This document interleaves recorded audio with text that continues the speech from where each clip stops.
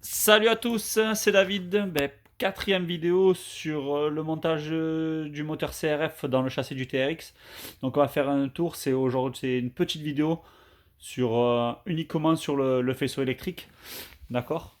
Donc j'ai bien gardé tous les commodos de la moto. Donc le bouton du démarreur qui est assez lent, plus le bouton. À savoir que j'ai une colonne de direction qui est standard. D'accord. Donc tout ce qui est faisceau d'origine de la moto, on a pas mal de longueur donc devant. Donc j'ai fait des boucles. Par contre, il faut bien conserver les supports qui se greffent, des supports d'origine de la moto où il y a les divers éléments qui viennent se greffer sur le kit JB. Donc on passera de l'autre côté, on verra. Bon, c'est pas top top, donc il y a encore quand même quelques améliorations.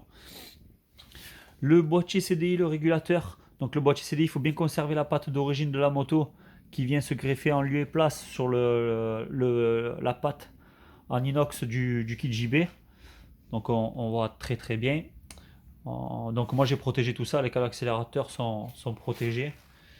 Et ainsi que les durites, la durite d'essence et le faisceau. Donc là on voit bien le régulateur, il est fixé sur le support JB. J'ai dû légèrement le couper en bas.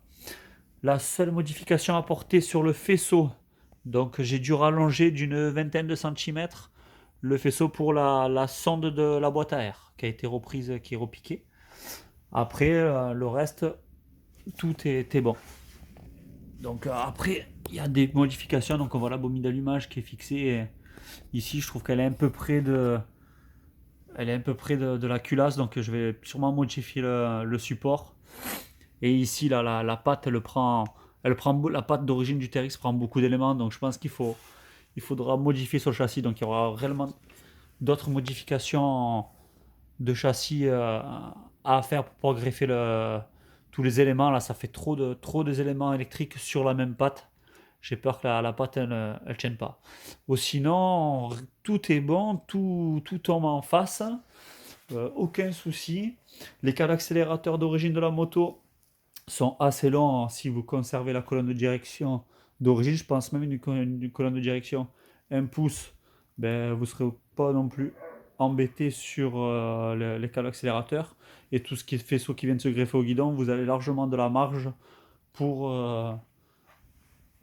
si vous avez une colonne de direction plus grande. La masse, donc j'ai récupéré la masse de la moto, donc ça tombe impeccable. Le plus, il vient impeccable, il tombe aussi bien au niveau de la batterie. Donc après, tout tombe bien. Voilà. Bon, à bientôt. Allez, bye bye.